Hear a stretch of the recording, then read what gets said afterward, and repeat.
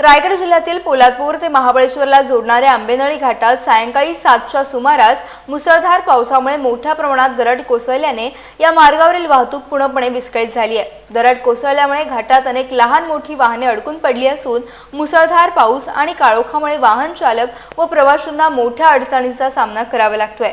दरड हटवण्याचं काम युद्धपातळीवर सुरू असलं तरी पावसाचा जोर कायम असल्याने आणखी दरडी कोसळण्याची शक्यता व्यक्त केली जाते। घटनास्थळी पोलीस आणि संबंधित यंत्रणा दाखल झाल्या असून पोलादपूर महाबळेश्वर मार्गाने सातारा पुणे महाबळेश्वरकडे जाणाऱ्या प्रवाशांनी सध्या पर्यायी मार्गाचा वापर करावा असे आवाहन प्रशासनाकडून करण्यात येत आहे। पोलादपूर आंबेनळी घाटामध्ये कुंभवणे गावाजवळ इथे दगड कोसळलेली आहे। आंबेनळी घाटाच्या रुंदीकरणाचं काम गेल्या 2 वर्षापासून सुरू आहे। त्यामुळे एका बाजूचा डोंगर कापून दुसऱ्या बाजूला दरीमध्ये ते माती टाकण्याचं काम नेहमी चालू असतं।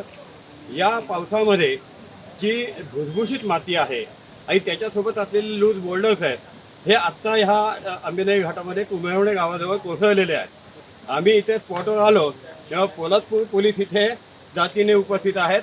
आता सातारा भागातून काही JCB ह्या भागात येतील आणि ते दगड हटवण्याचा प्रयत्न करतील।